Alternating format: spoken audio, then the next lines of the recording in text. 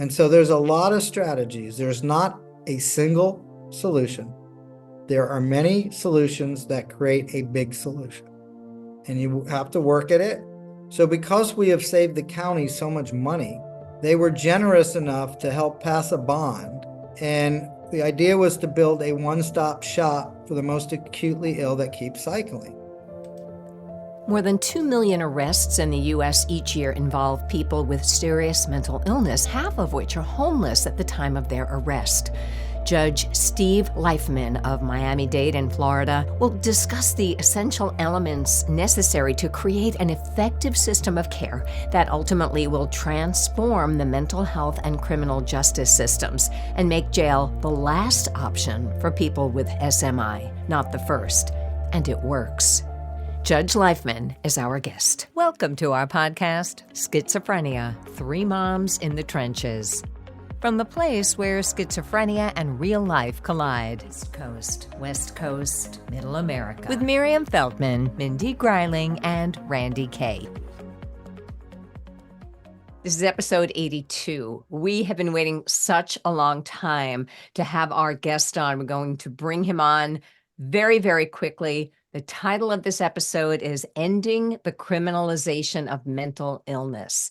And our guest will be Judge Steve Leifman. He's Associate Administrative Judge of the Miami-Dade County Court Criminal Division. If you're a longtime listener, you may have heard us talk about him on many, many programs as we've spoken about this as one of the issues, one of the many issues facing families with mental illness. If you're just joining us for the first time, brand new listener, as they say in the podcast world, I'm Randy Kay. I'm here with Miriam/Mimi Feldman and Mindy Greiling. We are 3 moms, authors, advocates for our sons who all have schizophrenia, and we want to make you feel not quite so alone. So Happy New Year, guys. I don't think we've done anything in January. Yes? No, we haven't. We had a hiatus. We had a little unofficial hiatus. So happy, very belated New Year to both of you. Anything new and exciting?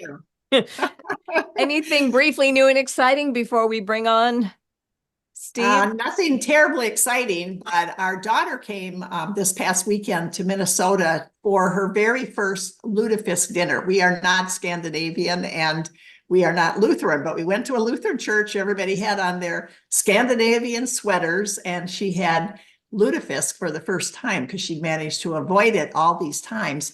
So that was exciting. I don't know what lutefisk is. What is lutefisk? Oh, it's a cod or whitefish that when Swedes were, in the old days, when they didn't have refrigeration, they were poor, they soaked it in lye, it kind of dried it out, and then you have to reconstitute it, and then you cook it and serve it with white sauce and butter. And if you smother it in those 2 things, you can actually eat it.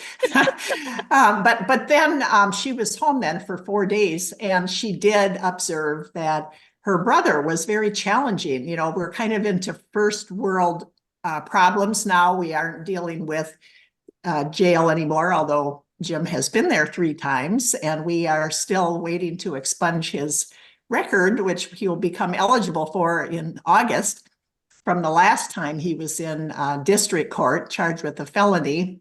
But got knocked down to a gross misdemeanor.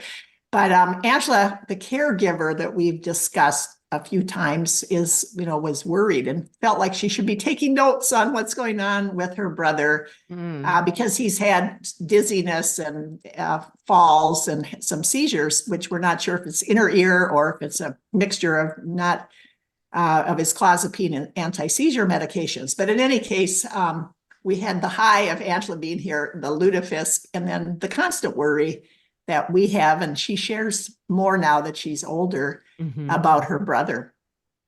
And the fun never ends. But as you said, you've been in worse places before. So wishing you strength and love as always. Mimi, how are you guys? We're status quo, which is always a good thing. No complaints. As long as it's not a dip, I'm okay. Yeah. We'll take a life without the dip. We're okay. I'll say a little bit more about Ben when we bring on our guest, because I think where we are, if you're a new listener, my son, who I call Ben for purposes of publicity. That's not his real name, but that's the name he chose and is letting me use. So I'm happy with that. And he is currently, we're still waiting for a bed in a jail diversion program. But I talk to him every day. I see him once a week. I enjoy my conversations with him. So it's okay for now. It's one day at a time. It's one day at a time. And yeah, you know what? Let's bring on our guest and get to it, because we have dealt in past episodes a lot about criminalization of mental illness. Do you know that more than 2 million arrests in the US each year involve people with SMI, serious mental illness? Half are homeless at the time of their arrest. That is a huge statistic.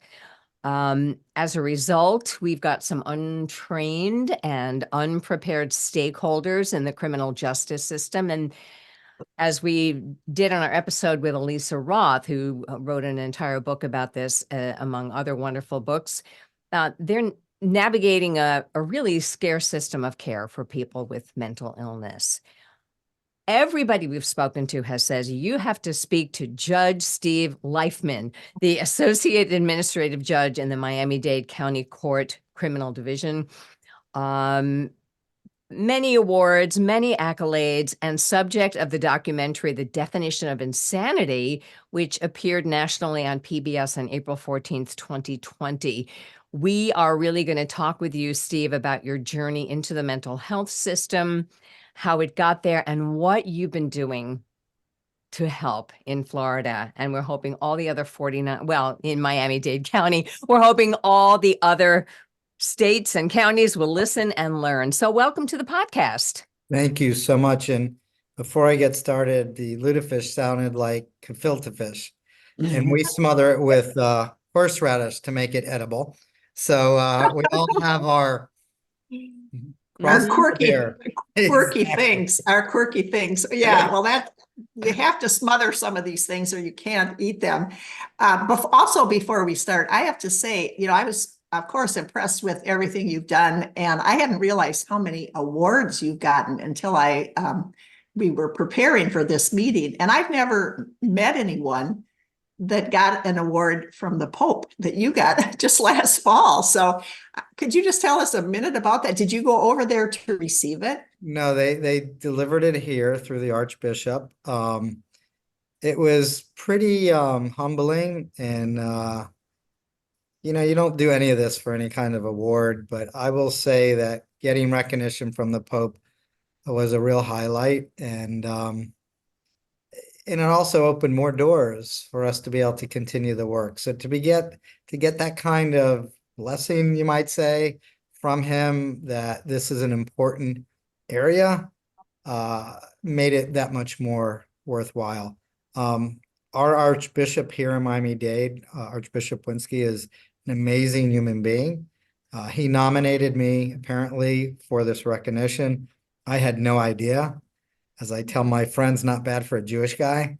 I had no idea it was coming until I got a call from the Archbishop's office, and they had a ceremony at the 65th anniversary of the Miami Archdiocese. And then it's a medal. It's been given for 100 or so years. And then they flew the medal and the proclamation that comes with it over. And then I had a private lunch with the Archbishop, and it was pretty stunning and very heartwarming and very appreciated. Yeah, congratulations. Thank you. That's wonderful. So let's find out why you got this award. We're all very excited to talk to you. I usually like to ask guests before you tell us the fuller version of the story, what would you most want our listeners, and our listeners are, people who have schizophrenia, families of people who have schizophrenia, and practitioners as well. What would you most want people to know about your work before you tell us a fuller version of the story? That this is a fixable problem, that we should not accept the status quo. It was not designed this way. It came about this way because some of it well-meaning, some of it not so well-meaning, but it does not have to stay this way. And I'm actually extraordinarily optimistic because the Conference of Chief Justices and the Conference of State Court Administrators, for only the third time in their history, have taken on an issue, because we don't do issues, we're not policymakers. But because this issue has such a profound impact on the administration of justice, that they have adopted basically what we call the Miami model. And every Chief Justice in the United States is working to change the system. And so I'm hopeful. And it's going to take time. As we like to say, we are a 24-year overnight success.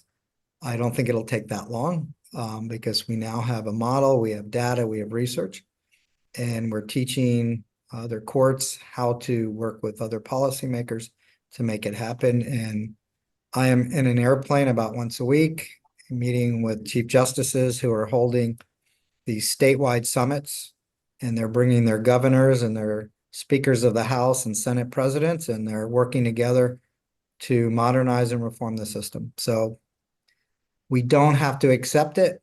It's wrong, and we should be a little angry that we've allowed it to get to this point, and let's not accept it. I love that. And speaking of angry, I'll fill you in a little bit. On the really positive side of things, we had a guest on a few episodes ago, Kevin Early, son of Pete Early, whose whole life was pretty much changed by being brought into a jail diversion program. So he is certainly a success story. It wasn't in your state, but that you can see that jail diversion can really, really work. Well, Kevin's dad, Pete, wrote the book Crazy, which is about Miami-Dade, Right. and our work here in Miami.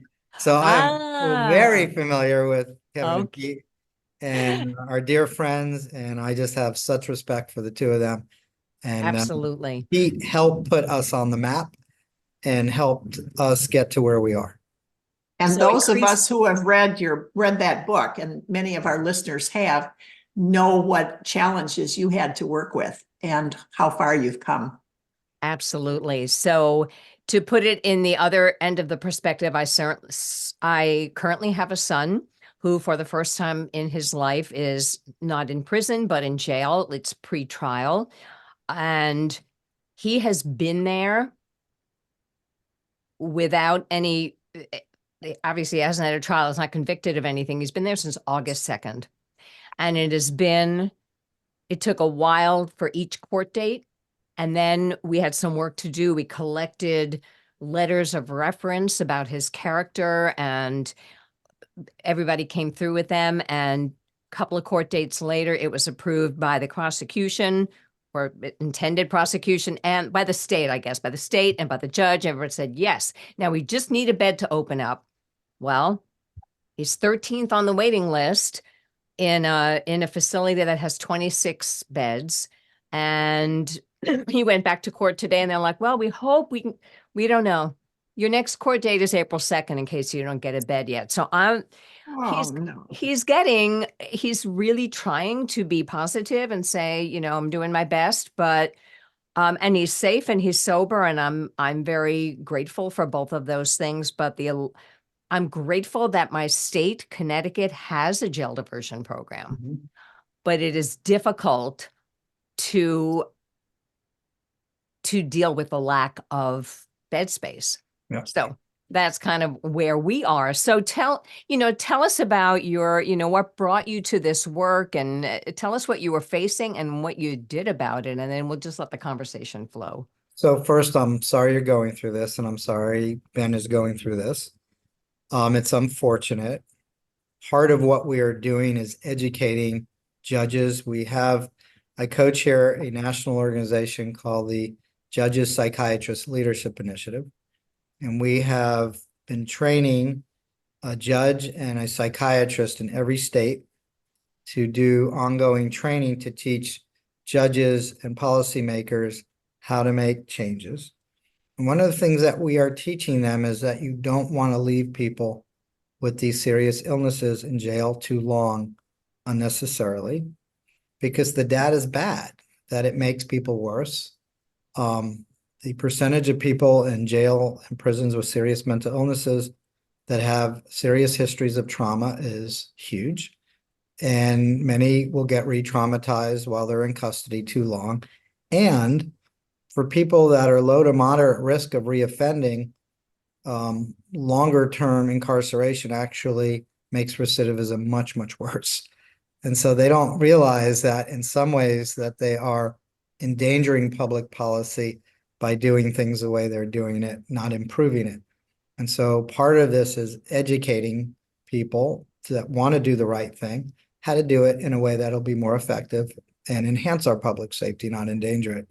So wish your son luck, tell him, there is light at that end of that tunnel, and that there's no reason that he can't have a fulfilling and happy life with hope and opportunity. And that should be all of our ultimate goal for the population that comes into our system. And when you do that, everybody wins. It's less expensive for the taxpayer. It improves our public safety, and we help people recover. I mean, how perfect is that? And the way we do it now has the opposite impact. And so my story, I have two of them, but I don't want to take up all 45 minutes, so I will shorten them both. But combined is what led me, I believe, to where I am today. When I was 17 years old, I was an intern for a state legislator in Florida, and he received a letter from the then editor of the Miami Herald about a young man who was in our state hospital that was not being treated well, and they weren't sure needed to be there. And so, being the lowest person on a totem pole, I got selected to go to a state hospital. My age totally corresponds to deinstitutionalization. So 17 years old, this must have been 40 something years ago. And if I look back, I kind of laugh and I scratch my head. I would never allow my 17-year-old to go into a state hospital. I don't know what they were thinking. And it was a little traumatizing. I grew up in a nice middle-class family. I never saw anything bad in my life until I walked through those doors. And I found the young man that I was there to see. He was in all 4-point restraints. He was probably 100 pounds overweight from the Thorazine that they were injecting him with. And he was screaming and moaning, and it was a scene out of One Flew Over the Cuckoo's Nest. And because it was all pre-HIPAA and all those kinds of things, I looked at his records, I talked to the staff, and even as a 17-year-old who knew absolutely nothing, when I learned that he was autistic and not psychotic, I realized how horrific the situation was. And while I was there, fortuitously, there were a group of advocates at the facility that day, and they heard that there was a representative from a legislator's office, albeit a 17-year-old with little knowledge, little wisdom, and no power. And they took me on a tour, and they took me downstairs. And I remember like yesterday because it looked like a dungeon. And there were 7 men lying naked in their own feces while a guard stood there with a hose, and he washed them down like animals in a zoo. And it had quite a profound impact on me. I remember it like yesterday. 16 years later, I was appointed to the bench. That hospital that I was at closed, and those same folks were now in my jail. And so the young man that I went to see, we got out, and he ended up having a really good life for someone with his level of autism. But my jail, when I started as an assistant public defender, had one wing of 1 floor housing people with mental illnesses. When I became a judge, there were 3 of 9 floors housing people with mental illnesses because that hospital closed. And everything just got transferred over, not directly, but indirectly. And so one morning, fairly soon after I had been moved over to the criminal division, I was handling what we call a misdemeanor jail division. A misdemeanor jail division has 3 kinds of people. So these are people charged with low-level offenses who are still in custody. So some of them are there because they have attached serious felonies and they're not allowed out of custody. Some of them are there because they're too poor and they cannot afford to bond out of custody. But mostly, excuse me, it's people with serious mental illnesses that don't know how to get out of custody. I had no training. Judges in Florida at the time had zero training. And so my training went something like this from the judge whose division I took over. She said, Steve, if they act strange or bizarre, order a psychological evaluation. Somewhat pejorative, but that's what they did. And I didn't even know what I was supposed to do with the evaluations when they came back. I'm not kidding. So I get assigned to this division, getting ready to go on the bench one morning. I'm approached by the assistant public defender and the assistant state attorney. And they come to my chambers and say, Judge, there's a couple in court. Their son is in jail on a case. It's an unbelievable situation. And if it's okay, we'd like the parents to speak with you. So this lovely couple came into my chambers. They were very sophisticated. They looked like they were probably relatively well off. And they were just horribly distraught. The mom was crying. The dad was shaking. And they started to beg me to get their son help. They told me that he had gone to Harvard. He had a late onset of schizophrenia. He was now homeless and he was cycling through the criminal justice system and they just didn't know what to do. And I'm sure, tragically, this story will sound very familiar to the three of you. Mm-hmm. They had tried to civilly commit him several times. Of course, that didn't do anything but make it worse and make him hate them. He had been in and out of all kinds of civil attempted treatment. Nothing worked. And they were actually hopeful that since he got arrested, that maybe he'd get real treatment this time. And so I was pretty new. And I think when you're new, a new judge, you think you have a lot more wisdom and a lot more power than you really do. And I made a rookie mistake. And I promised them that I would get their son help because I deal in logic. And I knew logically that if someone got arrested and they had a heart attack, we wouldn't let them die on a jail floor cell. We would immediately get them emergency care and get them help.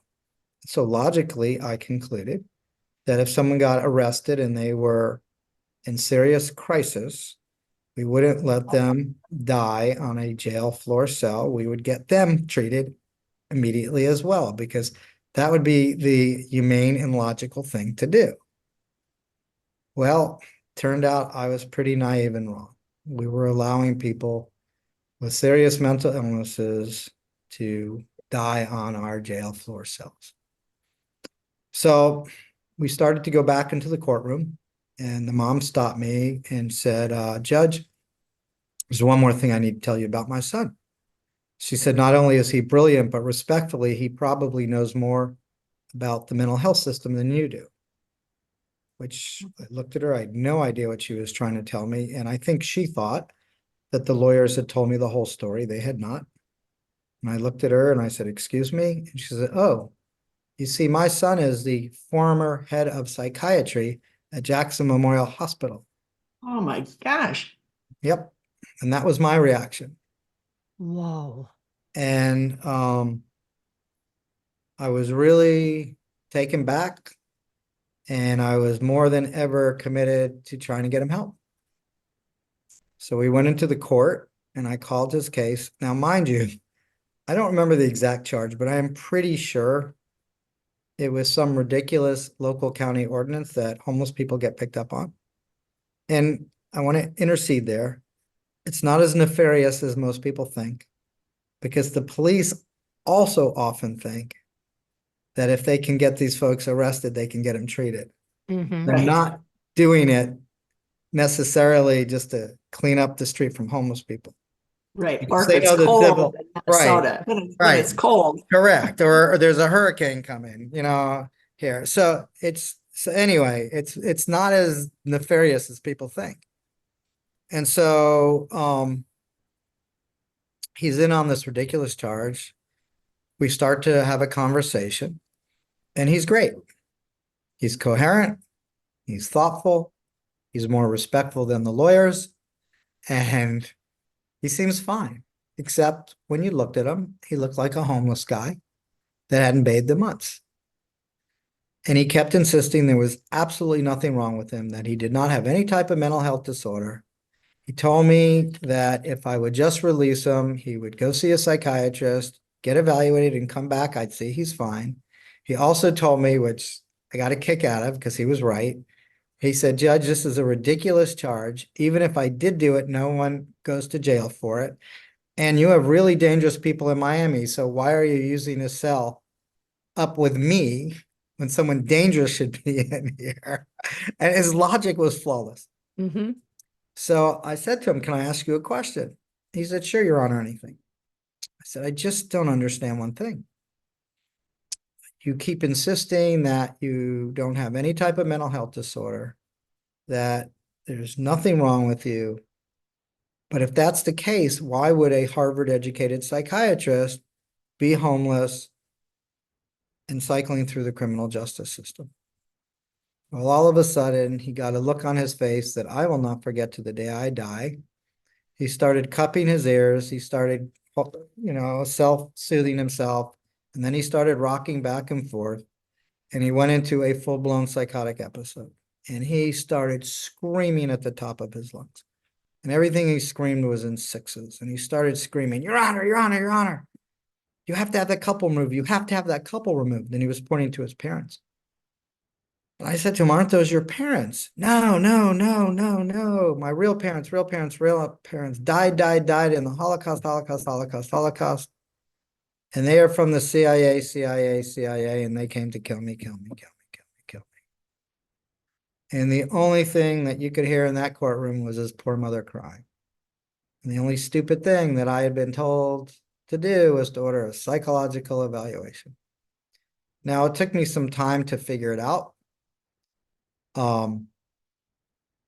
But he never told me that he was a Harvard psychiatrist. And I think that the second I asked him that question, which I would never do again,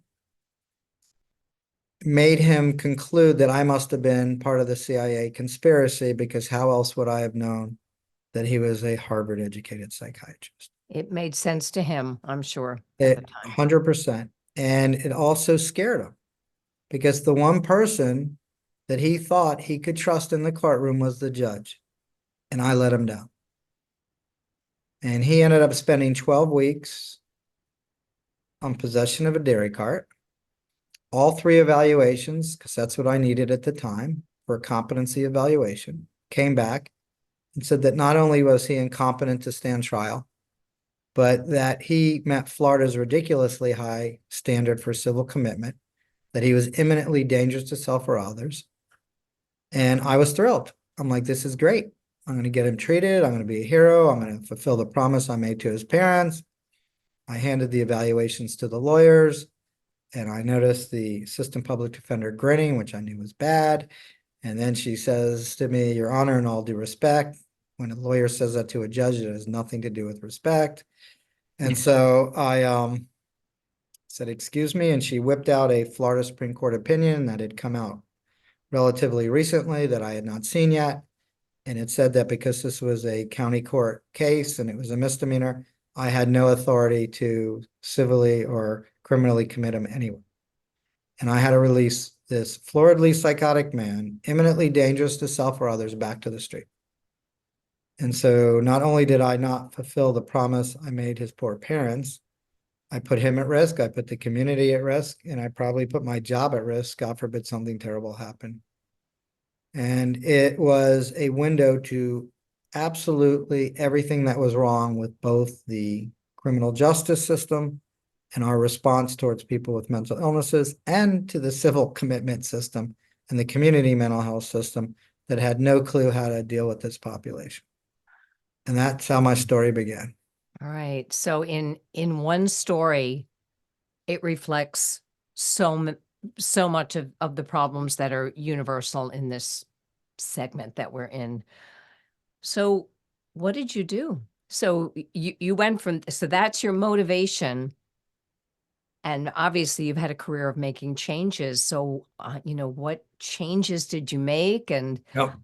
Well, first of all, it's good to be judge because, I think, what's his name said it's good to be king. Well, it's good to be a judge. And when we invite people to meetings, they come even when they don't want to be there. But before we got to that point, fortuitously, the first national meeting on this topic was in Miami that year, like a month later, 2 months later. And I went, and it was put on by SAMHSA, Substance Abuse and Mental Health Administration, and what was known as the Gain Center back then, Policy Research Associates from upstate New York. They were doing the leading work. And it was like going to a religious revival. There were people actually speaking a language I understood. They were coming up with best practices and solutions based on research and data, and that they were telling us this could be fixed.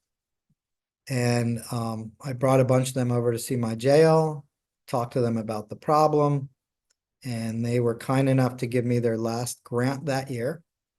And I invited all the traditional and non-traditional stakeholders to a 2-day summit. And we mapped out the intersection between the criminal justice system and the community mental health system.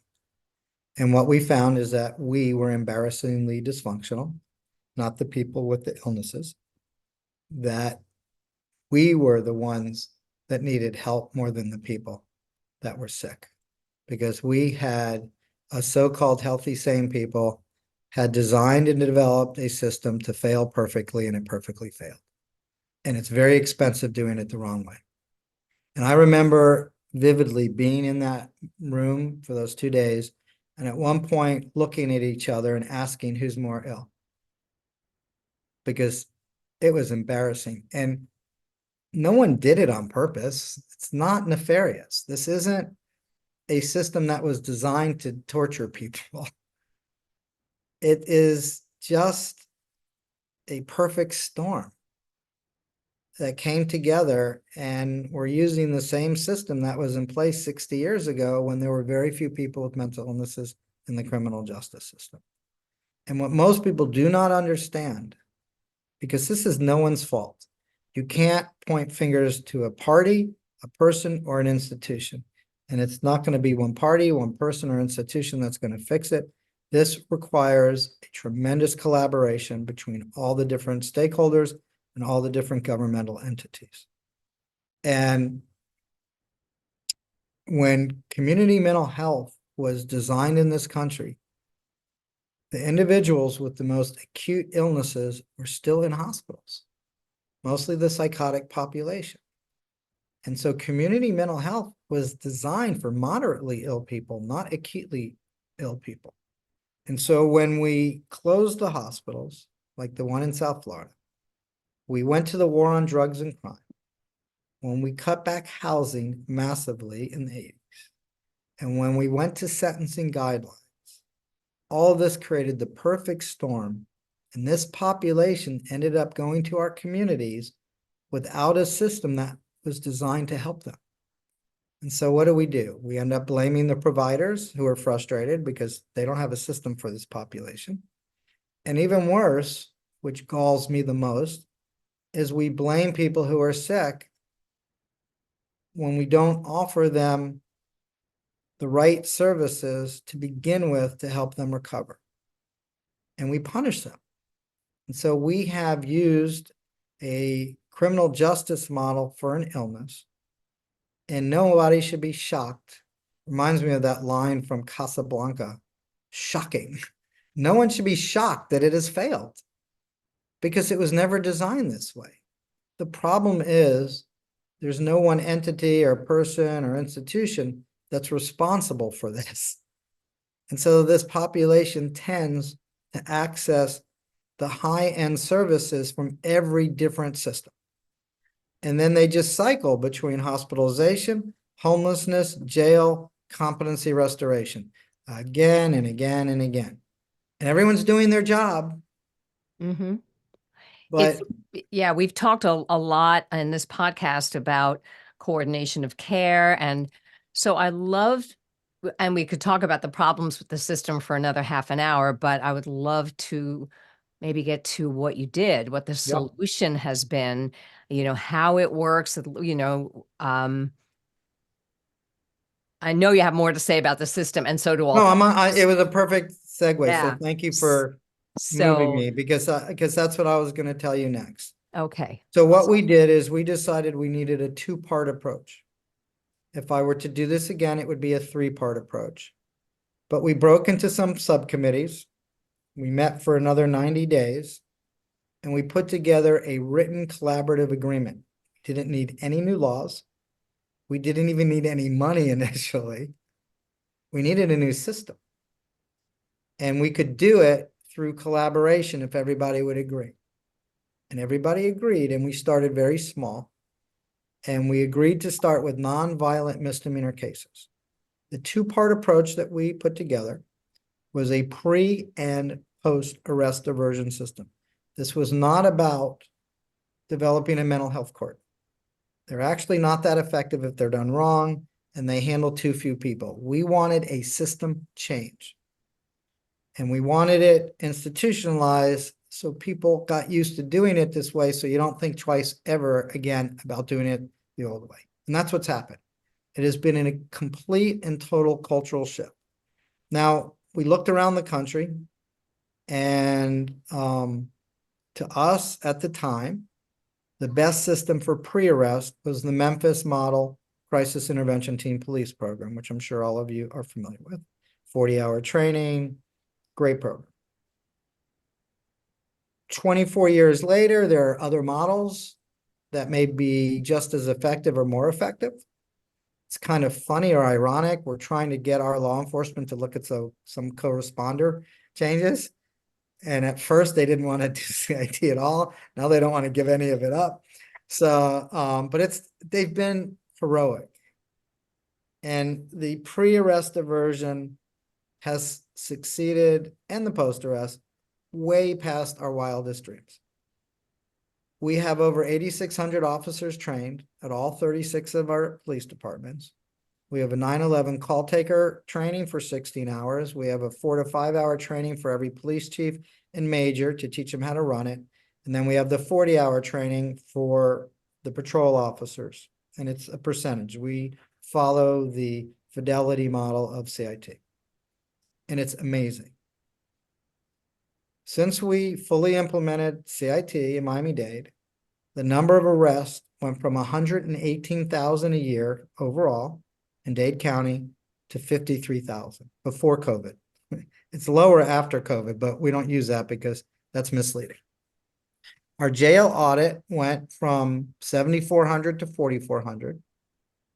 The CIT program alone has saved Dade County 400 years of jail bed days. We closed one of our 3 main jails at an actual savings, not cost shift, of $12 million a year. It's now been closed 11 years. That's $132 million in true savings. And a couple other things happened that we had not anticipated. And this is important, particularly for like Minneapolis. Our police shootings almost stopped. And we recently looked at some studies we did, and we looked at police shootings the 5 years before CIT for one department, City of Miami. There were 90 shootings. The 5 years after CIT, it went to 30. And the last 5 years, it's down to like 12 or 13, I think. And what happened that we had not anticipated was the level of PTSD among law enforcement is through the roof. Last year, more police officers died from suicide than in the line of duty. They will not go to their departments for help for all the obvious reasons.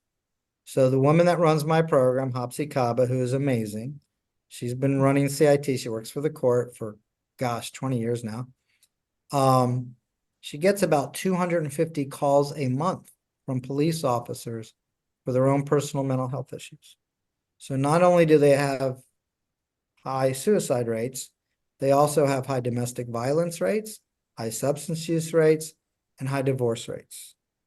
And a lot of it is PTSD. Some of it they are coming in with from military combat duty. Some are traumatized before they even got to combat. or they are getting PTSD on the job. It's a very stressful job and they see horrible things. And so what we did is we went to the Police Chiefs Association and we said, you got a problem. You may not be aware we're getting these calls. So we set up a treatment program for law enforcement outside the department. And we don't have to report it unless the officer is suicidal or homicidal. And the police love it because they were so afraid of losing their jobs or their promotions, being ridiculed. You know, you think stigma is bad. Try having a mental health issue in a police department. Mm. And so they have totally embraced us. You're now the cool cop in Miami if you get punched by somebody with a mental illness and don't arrest. And you're kind of the wimp if somebody with a mental illness touches you and you arrest them. And we can see it in our data. It's staggering. So there's a lot of training and help, crisis intervention training and help for PTSD for the officers. Can you tell us more about someone like my son? You know, someone who, you know, what have you done for the people who do get arrested? And so Well, that's a pre-arrest. I post-arrest, but totally get that. But it's also possible if they had realized he had a serious mental illness up front, Right. they may never have arrested him and just taken him to a crisis stabilization unit and done a pre-arrest, which is what we prefer. I agree. That would have been So great. that would have been step one. And honestly, I believe there should be a -1 or a 0 intercept under the sequential intercept mapping. That we need to be doing more on trauma much earlier and identifying kids that have serious histories of trauma and getting them treated and maybe keeping them from ever coming in. But nonetheless, that would be one. Two is we set up a post-arrest diversion program. We changed the screening tool at the jail because it turns out most jails don't use a validated tool to screen people for mental illnesses. So if you're screened, let's start with a misdemeanor, and you are identified as having a serious mental illness, you're segregated into a much better part of the jail. We closed down what we referred to as the forgotten floor, which was the 9th floor of the Dade County Jail, which was worse. You wouldn't put your dog in there. Horrible. And they're segregated. They're seen by a psychiatrist within 24 hours of the arrest. And if they meet criteria for our civil commitment, which we call the Baker Act, the doctor signs what's called a professional certificate. So if your son came in and he was floridly psychotic and he was meeting criteria, psychiatrist would issue a professional certificate. And one of my judges, and then he would be evaluated to make sure and assessed to make sure A, he met criteria, but B, that he had no communicable illnesses. And we did this even before COVID. So we already had the protocols in place. You know, we don't want to send people out with hepatitis or other issues that could be a community risk. And so they're blood tested, they're checked. If they pass that screening, well, one of my colleagues or me signs a transportation order. And this happens within 3 days of the arrest. This is a misdemeanor. And our Department of Corrections acts as our Department of Transportation. And within 3 days, they are transported from the jail to a crisis stabilization unit. We have several in Miami. All of them signed this collaborative agreement that they would take this population. And they also all agreed when we signed this 24 years ago that they would be willing to hold the person for up to 2 weeks because they're on a criminal hold. The 72 hours of our civil commitment law does not apply. People need to understand they're very confused about what that 72 hours means. People think you can get cured of their serious mental illness in 72 hours. All the 72, You know We better. know that does not happen, and our listeners know that does not happen. That's quite different from what Randy's son is going through in Connecticut. So kudos to you. And I have a question. You mentioned Minneapolis, and you, as you know, you were in Minneapolis 3 years ago or so. And we were inviting you as a national treasure, a national expert, and with a lot of wisdom and experience, and with the rubber meeting the road. And then there were people in Minnesota who said, why are we needing to listen to Florida? And you cite, as in some of the information that you sent us, that Florida doesn't have a very good track record in general for its mental health system. It's pretty awful. So there you are, with this wonderful program, kind of an oasis amongst all this other dysfunction in the mental health system. So my question for you is, what do you say to those who, criticize Florida in general, like some people here in Minnesota did when you were here, to my chagrin? And It's then, okay. I criticize Florida all the time. But one thing has nothing to do with the other. okay. Because this isn't two things I would say. There are like a bunch of essential elements every community needs to help fix this. Doesn't matter what state you're in. And people, I believe, tend to overly, I'm not sure what the right word would be, but treatment is only part of what needs to happen. Okay? People need to get a life. And just institutionalizing someone or putting them in a facility for a month isn't going to fix this. Maybe it will stabilize them and it will be the good beginning that they may need. But there are a whole bunch of other pieces that are very inexpensive that, in my opinion, are equally, if not more effective in helping someone get into recovery, like peers. Okay? Until COVID, 8 of my 24 member staff were people with lived experiences, and 4 of them were graduates of our program. What happens for many people that come into the criminal justice system with serious mental illnesses, that they have what's called learned helplessness. The system has beaten them up so badly, and I don't care if they're in Connecticut or Minnesota. I'm not sure where Feldman's from. But the system beats them up, both physically and emotionally. And so by the time they end up in a criminal justice system, it's not that they don't necessarily want to take their meds. In many cases, they don't want to care if they breathe. And the peers help them reestablish relationships. And Eric Kandel, the Nobel Prize winner in neuroscience, will tell you that one of the brain's primary functions is to develop relationships with other people. And when you don't get to do that, you become very isolated. It's kind of some of what we saw during COVID. And so we just figured out all of these pieces here. It had a lot less to do with Florida than listening to the people that actually understood these issues and following their instruction. I'm not a mental health provider, okay? And so that's what we were able to do. And so what happens, Randy, when the person gets transferred out of jail within 3 days, they get stabilized, and usually that 2 weeks, because what we have found is it takes about 2 weeks to really stabilize somebody. And we have leverage. And the leverage is if you come into the program, you don't get rebooked into jail.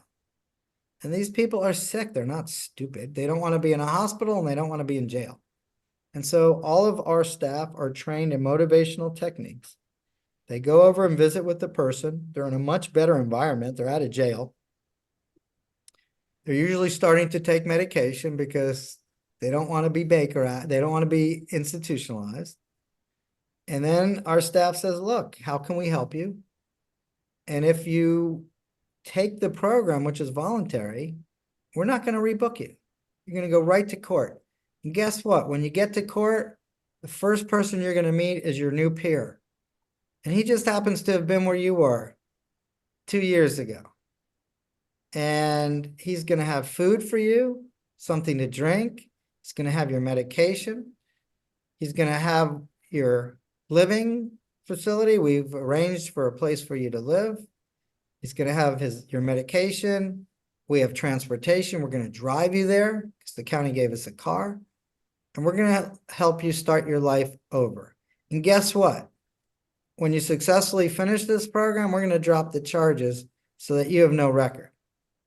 Because we don't want to criminalize your illness. And what we've done is we have taken a population health or a disease model and we've applied it to an illness rather than a criminal justice model. And guess what Does happened? it take, oh, go ahead. Within 2 years, the recidivism rate among our misdemeanor population went from 75% to 20%. Wow. The state attorney realized that if you want to improve public safety, you have to get people treated because they're going to leave. Does it take a Judge Leifman to do all of this? You know, you mentioned collaboration is everything. Obviously, you've done that. But that's the other thing I hear. You know, we don't all have a Judge Leifman, and he's kind of a god of some sort. So I'm what no do you say to God. that? I am a mere mortal. Trust me. Ask my family. No. Look, I am just lucky I am from Miami-Dade. And my circuit gave me the room to work on this. And what a lot of people don't understand is that in 2006, when Florida ran out of competency restoration beds, the Chief Justice of the Florida Supreme Court pulled me off of my docket assignment and assigned me to Tallahassee, to the Supreme Court, to work on this for 3 years. That's all I did. And I had the real gods, the Supreme Court justices, supporting it. So I had a lot of access. That's happening all over the country. There are pockets of success happening everywhere. I just got an email from Reno, Nevada, that they have implemented some of the Miami model, and they are so excited and how great it's working. And the National Center of State Courts does tours of our program every month where chief justices and legislators and mayors and judges come for a 2-day immersion, and we're teaching people how to do it. So I'm flattered, but please don't use me as an excuse not to do this because it is fixable. And that's what I would, because we're going to be at an hour in about 5 minutes. So I I'm wanted sorry for the editing you're going to have to do now. No, I'm not. That's the beauty of a podcast. I'm doing this. I'm not taking anything out. So no, we can do it. I mean, it's always, so we try to keep it at 45, but we can go over, and I don't, we're not cutting to a commercial break at any time soon. It's so important and it gives so much hope. So, Mimi, before I ask one more question, tell Steve where you're from and a little bit of input about the system in your state. That Nick has never been incarcerated, so you haven't He's had the never first been one. incarcerated, came close a bunch of times, but I'm from California, and that's where we were up until about 10 years ago, and now we're in Washington State. And it's very interesting to note the difference, at least in our experience. It's much, much better up here in terms of care, and that's because he has access to wraparound care, and there's an ACT team, and there's community intervention. And like you said, the biggest change and the biggest motivator for him has been peer counselors, and they utilize that a lot up here too. I'm just wondering, how is there any sort of template for other states and other counties to do what you've done that we could access? Yes, and I'll, if I didn't send it to you, I'll send it as soon as we're off. The National Center for State Courts put together this beautiful description of all of our programs. And I can also send you a grand jury report that was done along with a mayoral task force that I co-chaired that began to implement a lot of this. So I'll send you those 3 things. That I would think be you find it very fantastic. helpful. And Would we be able to put links to those things on our show notes if people? Sure. Okay, Sure. go ahead. And so it's not rocket science. And Collaboration. it's right. It's using the moral authority of the court to bring people together, not pretending you have all the answers, listening, putting it in a written collaborative agreement and making people sign it so that they're obligated. We met every month for 10 years after we put that agreement to make sure it was working and fixing when it didn't. But it worked so well that we expanded it to all misdemeanors and nonviolent felonies. And we now have an alternative competency restoration program that is hugely successful. And we got the Florida legislature to expand assisted outpatient treatment to county court misdemeanor divisions. So we go into a wow. civil hearing and we use AOT for people that are high users of criminal justice and mental health services, and we put them under an AOT order.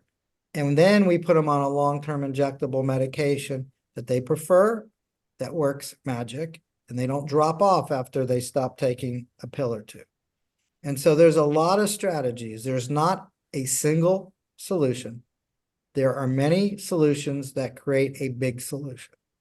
And you have to work at it, and you have to collaborate in each system. And this is why I should be a little disappointed with my friends from Minnesota, because not only am I a Floridian, I'm a Minnesotan. My dad went to was born in Minneapolis. My uncle was a rabbi in St. Louis Park. And I'm a huge Minnesota Viking fan. So they shouldn't be so critical of a fellow Minnesotan / Floridian. Well, not everybody. It has nothing to do with Florida or me. Well, Minnesota has a lot of good things, but we do have a few mental health courts, and I was happy to hear you say one of the problems with them is they hardly take anybody, because Right. Our son did not get into mental health court. He got in once, not the second time he was sent to felony court. But I know our time is almost up, but I think we want you to talk about this new center that facility. you're opening. And I'm especially interested in the fact that because another criticism that I've heard of a lot of the diversion programs, including what you do, is that people have to commit a crime first. But this center, I understand that people just at risk of doing something can also be helped. So could you talk about the center and how does it work where people don't have to first be criminals? They don't have to be arrested, though, to get into our program either. The pre-arrest diversion, the police are not arresting them, and they're getting sent directly to the community mental health program, where we then oversee to make sure that the person's getting a good level of services as well. So, but That's so wonderful. So this is the problem. So even after you do all this great stuff that we've done, it goes back to what I said earlier about the community system wasn't designed for the most acutely ill psychotic population. So even if you do everything that we've done, what we found is 20 to 30% of the population is still failing. They're still not succeeding. And we've tried everything, right? We've done all of this stuff that I've described. And look, a 70 to 80% improvement is huge, and we're very proud of it. But we didn't do this for a 70% solution. And so we realized that we needed something in between the community mental health system and a state hospital. And we needed a diversion facility, a one-stop shop facility that was unfragmented, had a high level of care, all in one location, because most of this population can't get to the services if they're even out there. And most communities, if you're lucky, has one or two of these services, and there are several that they need. So because we have saved the county so much money, they were generous enough to help pass a bond. And the idea was to build a one-stop shop for the most acutely ill that keep cycling. So we do a lot of studies, and we did one with the University of South Florida, They have something called the Florida Mental Health Institute, and they can tell a community who the highest users of criminal justice and mental health services are. And so we sent them 3,300 names of people that had been arrested over 5 years that had been diagnosed of having an SMI. And we said, tell us who the highest users are. Shockingly, they narrowed it down to 97 people. Primarily men, primarily psychotic, primarily co-occurring, primarily homeless. These 97 people over 5 years were arrested 2,200 times. They spent 27,000 days in the Dade County Jail and 13,000 days at a state-funded psychiatric facility. I guarantee every community in the United States has a 97. We recently updated those numbers, and we looked at those same 97 since 1985. Turns out since 85, they've been arrested 4,700 times and spent 97,000 days in the Dade County Jail. And all of this has cost tens of millions of dollars without any positive impact. So the idea was to take the high users first that are penetrating these deep acute systems without getting any improvement and focusing on them by having all the resources in one location. So we got the state to lease the county, ironically, the old competency restoration facility for $1 a year for 99 years. It's 181,000 7-story square feet building. It's magnificent. We had a bond passed. We had to go back and get more because the county took too long. We have gutted it. We renovated it. We got our temporary certificate of occupancy 2 weeks ago. We basically have an anti-linoleum policy because we told the architect it needs to be warm and welcoming. So it's mostly tiles and woods, no primary colors. It's really a beautiful facility. It has a receiving facility for both addiction and mental health. It has a crisis stabilization unit. It has a short-term residential facility. It has a day activity program that'll be run by people with lived experiences to teach self-sufficiency and train peers. It also has what's called the living room model. So the model we stole from Arizona. Thank you, Arizona.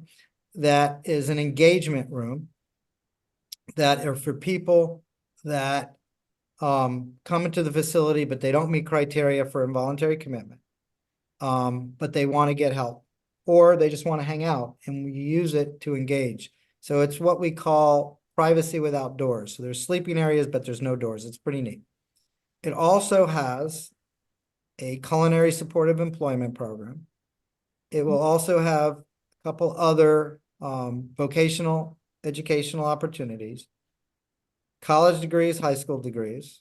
It has a courtroom in the facility, so we can manage both criminal cases if they have any pending, or we can do civil commitment hearings in the building if need be. It also has a primary health clinic, a dental clinic, an eye clinic, and a podiatry clinic. So that dental clinic is one of my pet peeves. You know, the certified community behavioral health clinics, CCBHCs, they don't have dental. That is so huge that you included dental. We know it, especially if we want to get people back on their feet. I mean, they need to feel good and look good. And it also has 208 beds of housing. And so the idea is to take people, you know, it's more than 97. We'll probably see about 9,000 a year. But to take people at that high level that keep cycling and help them break the cycle, and instead of kicking them to the curb once we've adjudicated their case, we can gently reintegrate back into the community with all the supports they need to maintain. Plus, we're going to be using long-term injectables if they want to do that. There's a new one for 6 months. It's 2 shots a year. It's amazing. And so we will, and it's going to have a huge workforce development component. So we will be doing fellowships and internships in all the different disciplines so we could help train our own workforce, because there is a terrible shortage of behavioral health experts in the country from psychiatry down. And it's going to have a massive research component. We're working with the University of Miami, probably Columbia in New York, and a couple other institutions to research the heck out of this, both not just from clinical research, but system research, to show communities that, hey, doesn't matter they're from Florida, but that if you do it this way, you can get these outcomes. Wow. And And this is to find out more, it's Miami Foundation for Mental Health.org. yeah, I'll send you a link. That's the Yep. foundation that is raising funds for it. But Okay. there's a great description of the project on that link, and that's a good place to go if they want more information. That is so, and if you're listening from another state, another county, and we have listeners all over the world, actually, the model is right there. If you want to know, I mean, this is the power of vision and collaboration and listening and follow through. Exactly. It's not rocket science, like I said. It It's does just take But it work. is magic. It is magic, though. We have when to you get put all out of those our things own way together. and get out of our boxes. Look, I'm a judge. Everybody wants to judge, and the police are policing, the judge is judging, the prosecutor prosecuting, the defender defending, and not one person is looking at these poor souls who are going through every one of our resources without getting better. And so we got to stop it, because we're the problem, not the solution, if we keep doing what we're doing. And that was the definition of insanity. And that's why Yes. Norman Judy Ornstein named it that, because it wasn't that the folks with the illnesses are insane. It's the system is insane. And the people that put it together need to Wow. change. And you were a star in that movie as well. Well, thank you. And that there's also a website for that. So that will be in the show notes. I can't thank you enough for all you've done, for all you're doing, and for joining us tonight. Any last minute, is there anything else you want the listeners to know about how they can get in touch with you or learn about these things? Or there's a couple things. And first, I want to thank the three of you. It cannot be easy to have to live the way you have to live with this situation, knowing that the system isn't built to really help. And your advocacy is heroic and admirable and incredible. And the courage that the three of you have is phenomenal. So thank you. And thank you for helping get the word out. I don't need people to contact me directly, because you saw how hard it was for me to get back to you. I know. And I love you. So the best thing to do is, there's a couple sites I will refer people to. One of them is the Conference of Chief Justices has a behavioral health link now, and they can get a lot of information on what their states might be doing. Two other resources are the Council of State Governments Justice Center, that we work with our Judges and Psychiatrists Leadership Initiative.